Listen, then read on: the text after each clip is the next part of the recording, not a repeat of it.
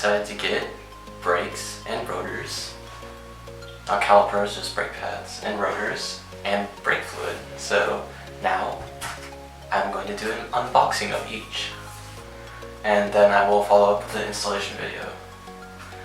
So first, let's take out my pocket sized, wallet sized pocket knife and cut away from yourself.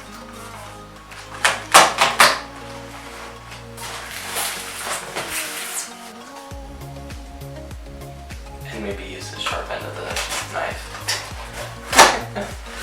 I was like, wait a minute, it's cutting a little too, not good enough. It's cutting a little too, not good enough. I don't mean any disrespect, but it must suck to be that dumb. So I have a feeling, just based off of weight, that these are the front ones.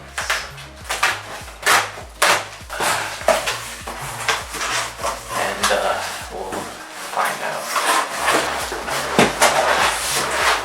There we go, there's one. Coated brake rotor, ECS. The other one's the same. So I'm just gonna open up one. I decided to get upgraded rotors, bigger than the OEM ones, just because they were the same price, and if I'm already replacing the rotors, might as well get the upgraded ones, right? So that also come with caliper carriers, because they're basically the GLI sized ones, and the GLI has, like, it'll basically bolt right up. It just has a different, like, size caliper carrier. So they also come with caliper carriers, but here is the first rotor, slotted, of course, and dang, they are heavy, but they will stop very well. Alright, so that's that. Oh, don't break the box. The other one is the same, so I'll just put that off to the side. That's one done. As you can see, I already opened this one, and even though the box may fool you, it is just brake pads. I got them insanely cheap, actually. I got them basically 50% off. I guess there's this one seller on Amazon that was having a clearance sale, and I got HPS hog pads, front and back, for a total of $115. Normally they go for around $200, so that was a pretty good deal right there, just by doing some research. So get that out of the way too. This should be our brake fluid. So yeah, here is our brake fluid. I got Stop Tech. It's a DOT4 brake fluid, and it has a dry boiling point of 594 degrees Fahrenheit, which is a almost 100 degree boost in boiling point, and then wet boiling temp is 404 degrees, which is, I think, 75 greater. What that means is basically once it has vaporized, or is starting, water is in the system, is being diluted, it lowers the boiling point.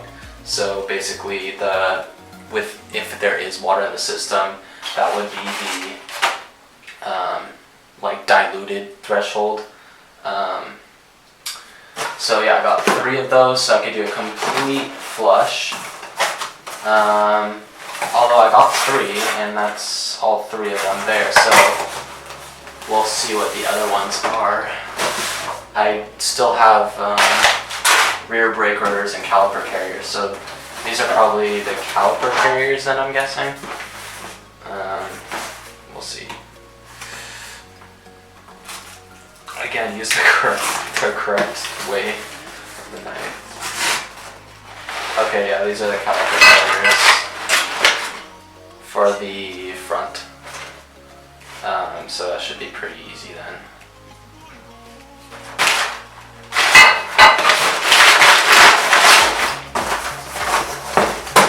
And yeah, so for the big brake upgrade from the 312 millimeter rotors is slotted and drilled rotors, where 215 just straight slotted rotors were, I think, $235. But the reason why I went with slotted and not slotted and drilled is because when you're working with cheaper brakes, sometimes it can lose structural rigidity with like when you're drilling when you drill out the rotors and they're not balanced properly and stuff. So at least that's what I've heard, and even on like higher end brakes that can happen too. They can crack and stuff. So I just didn't really want to deal with that, and I don't really need drilled rotors either. So I think just slotted rotors looks better in general. So then I think that just leaves us with our last box, which is the rear brake calipers, and it looks like this side's already open. They're the same type of brakes as the front. They're not like a bigger brake version like the other ones are. They're the stock size, which is 260 mil, and they should be the same. The only difference is on my car with the back ones is it's not vented. It's just a solid rotor, which isn't necessarily the best, but there's really nothing I could do about that unless I upgrade the calipers. I could get like a big brake, like I could upgrade the size of the rotor in the back, but for some reason that costs like $350, and I didn't really think that the back brakes were worth that much of an upgrade, considering that the front brakes do most of the braking. That should do it for everything that I got, and now it's just gotta put it on the car. I'm not gonna do the brake fluid. I'm not gonna install that myself, just because it's a bit of a pain, and my local shop said they could do it for 20 bucks. So I'm like, hey, if you can do it for 20 bucks, save me the time and effort, then and possibility of doing it wrong, then I'll have you guys do it. So yeah, that's it for this video. Stay tuned for the installation video. That'll come soon. And yeah, peace.